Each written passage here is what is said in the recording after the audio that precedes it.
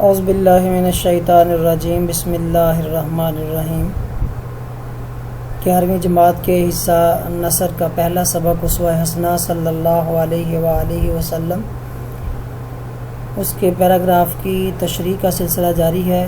اس سلسلے میں یہ دوسری ویڈیو ہے۔ پہلی ویڈیو میں پیرا نمبر 1، 2 اور 3 کی تشریح آپ نے ملاحظہ کی۔ ابھی پیرا نمبر 4 اور 5 پڑھتے ہیں۔ شروع کرتے ہیں۔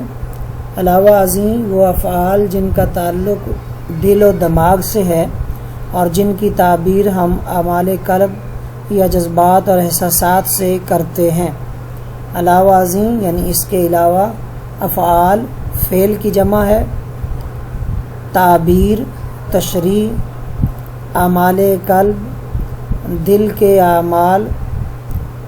ہر آن ہم ایک نئے قلبی عمل، ہر آن یعنی ہر لمحہ، قلبی عمل یعنی دل کی کیفیت، دل کا عمل، جذبے یا احساس سے متاثر ہوتے ہیں۔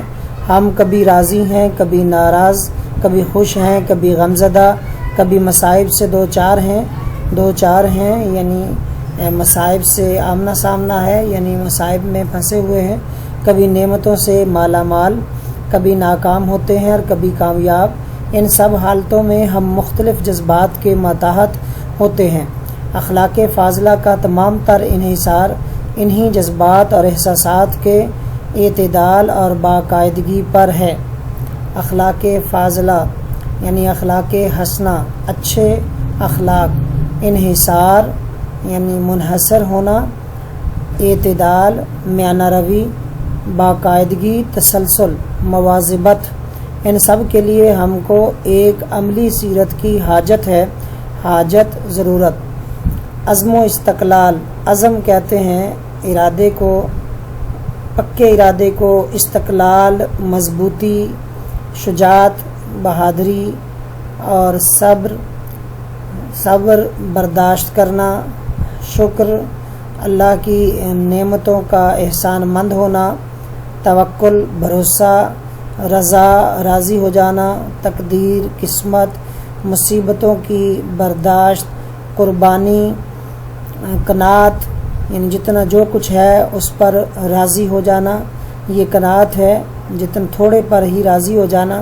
استغنا بے پرواہ ہونا، ایثار قربانی، جود عطا کو کہتے ہیں، تواضع یا تواضع عاجزی انکساری بھی ہے اور خدمت بھی ہے۔ خاکساری عاجزی، مسکنت مسکینی، نشیب و فراز، نشیب یہ پستی کو کہتے ہیں، فراز بلندی، بلند و پست، یہ سارے مترادفات ہیں اکثر۔ تو تمام اخلاقی پہلوؤں کے لیے جو مختلف انسانوں کو مختلف حالتوں میں یا ہر انسان کو مختلف صورتوں میں پیش آتے ہیں، ہمیں عملی ہدایت اور مثال کی ضرورت ہے جو صرف پیغمبر اسلام کی سوانح میں مل سکتی ہے۔ سانحہ کی جمع ہے، مطلب ہے واقعات۔ اس کے مشکل الفاظ کے بعد اس کی تشریح کی طرف دیکھتے ہیں، کون سے حوالہ جات ہیں جو اس میں شامل کیے جا سکتے ہیں۔ دیکھیے، سب سے پہلے جو اس میں زندگی کے مختلف حالتیں بیان کی گئی ہیں کہ ہم جو ہیں مختلف حالتوں سے دو چار ہوتے رہتے ہیں۔ تو اس میں آپ لکھ سکتے ہیں کہ صبح ہوتی ہے، شام ہوتی ہے، عمر یوں ہی تمام ہوتی ہے۔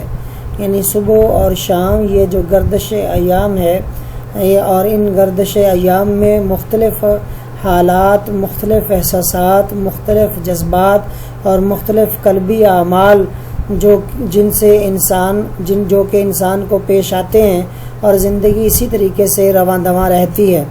پھر اس میں یہ بھی ہے کہ کبھی راضی ہونا اور کبھی ناراض ہونا، کبھی غمزدہ ہونا، کبھی مصائب سے دو چار ہونا، اور کبھی جو ہم غصے کے جذبات میں ہوتے ہیں اور کبھی خوشگوار موڈ میں ہوتے ہیں۔ تو ان ساری باتوں میں نبی کریم صلی اللہ علیہ وسلم کی زندگی میں ہمارے لیے نمونہ موجود ہے۔ یعنی یہ ساری کی ساری کیفیات جو ہیں وہ نبی کریم صلی اللہ علیہ وسلم پر بھی وارد ہوتی تھی۔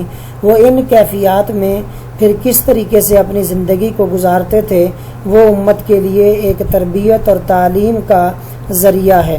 یعنی نبی کریم صلی اللہ علیہ وسلم پر اگر خوشحالی آ جاتی تو کیا وہ اللہ کو بھول جاتے تھے؟ کیا اپنی اس خوشحالی میں ہی مست و الست رہتے تھے؟ یا کبھی وہ اگر غصے میں ہوتے تو کیا غصے میں آ کر، طیش میں آ کر کیا ان کو خوف خدا نہیں رہتا تھا؟ کیا وہ اللہ کی یاد کو بھول جاتے تھے؟ لوگوں پر ظلم اور زیادتی معاذ اللہ کرتے تھے؟ ایسا نہیں تھا، بلکہ ان کی طبیعت کے اندر ایک اعتدال تھا، ان کی طبیعت میں کے اندر ایک میانہ روی تھی کہ وہ کسی بھی حالت میں وہ اس طرح نہیں ہوتے تھے کہ وہ جو ایک فہم و ذکا ہے اس کا دامن ہاتھ سے چھوڑ دیں، وہ جو ایک متانت اور وقار ہے اس کا دامن ہاتھ سے چھوڑ دیں، بلکہ ان کی طبیعت کے اندر ایک اعتدال رہتا تھا جو کہ آج کی امت کے لیے بھی ایک نمونہ ہے، ان کے لیے ایک رول ماڈل ہے۔ اگر نبی الانبیاء صلی اللہ علیہ وسلم کی زندگی کی مختلف کیفیات میں ان کے اخلاق فاضلہ میں فرق نہیں آتا تھا تو ایک مومن مسلمان کے اخلاق فاضلہ میں بھی فرق نہیں آنا چاہیے، بلکہ اگر جس میں یہ فرق آ جائے اس کے بارے میں تو بہادر شاہ ظفر نے کہا تھا، ظفر آدمی اس کو نہ جانیے گا وہ ہو کیسا ہی صاحب فہم و ذکا، جسے عیش میں یاد خدا نہ رہی، جسے طیش میں خوف خدا نہ رہا۔ یعنی وہ انسان جو ہے وہ صاحب فہم و ذکا کیسا بھی ہو، وہ آدمی کہلانے کا حقدار نہیں ہے کہ جس پر اگر اچھا وقت آ جائے تو وہ یاد خدا سے غافل ہو جائے، اور اگر کبھی غصہ آ جائے تو اس کو خوف خدا نہ رہے، وہ اللہ کے خوف سے وہ بے پرواہ ہو جائے اور اپنے طیش کو بلا قیود جو ہے کسی پر نکالنے کے لیے تیار ہو جائے۔ تو اسی طریقے سے یہ دو حوالہ جات اس میں لکھنے کے ساتھ آپ اس میں یہ بھی لکھ سکتے ہیں کہ نبی کریم صلی اللہ علیہ وسلم کی زندگی میں یہ جو سارے کے سارے رنگ موجود ہیں، یہ جو سارے کے سارے کیفیات اور واردات کے لیے ایک رول ماڈل، ایک نمونہ آپ کی زندگی میں موجود ہے، تو اس کے لیے کسی نے کہا تھا کہ حسن یوسف دم عیسیٰ ید بیضہ داری آنچ خوباں ہمہ دارن تو تنہا داری، کہ یعنی نبی کریم صلی اللہ علیہ وسلم میں تو ساری کی ساری کیفیات اور واردات وہ موجود تھیں، بلکہ تمام انبیاء کرام کے سارے معجزات اور کمالات محمد اور محاسن بھی نبی کریم صلی اللہ علیہ وسلم کی ایک ذات کے اندر اللہ نے جمع کر دیے تھے۔ اسی طریقے سے اس میں جو میانہ روی کی بات ہوئی ہے اس کے حوالے سے آپ لکھ سکتے ہیں میانہ روی کے بارے میں بحث کرنے کے بعد کہ نبی کریم صلی اللہ علیہ وسلم نے میانہ روی کے بارے میں فرمایا معال من اقتصادہ، کہ جس نے میانہ روی اختیار کی وہ کبھی محتاج نہیں ہوگا۔ یہ میانہ روی ہر کام میں ہے، آپ کے رویوں کے اندر بھی میانہ روی ہے، آپ کے جذبات اور احساسات کے اندر بھی میانہ روی ہے، آپ کی کیفیات اور واردات کے اندر بھی میانہ روی ہے۔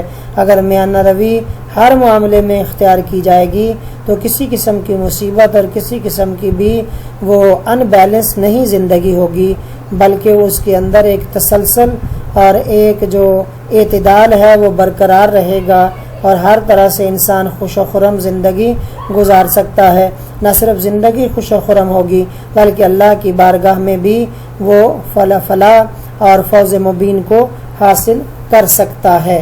اب یہاں پر جو بات ہوئی ہے حوالہ جات کے حوالے سے، اب دیکھیے کہ جو مختلف چیزیں تھیں دین اور دنیا کو نبی کریم صلی اللہ علیہ وسلم کس طریقے سے توازن کے ساتھ لے کر چلتے تھے، تو کسی شاعر نے کہا دین و دنیا کا امتزاج حسین نظر آیا انہی کی سیرت میں، یعنی دین بھی اور دنیا بھی اس کا حسین جو امتزاج ہے، اس کا ایک جو اعتدال ہے اور اس کی جو ایک باقاعدگی اور تسلسل ہے، وہ صرف اور صرف نبی کریم صلی اللہ علیہ وسلم کی زندگی ہی میں نظر آئے گا، اور کسی کی ذات ایسی نہیں ہے جو اس طریقے سے دین اور دنیا کے حسین امتزاج کو لے کر وہ چلے گی۔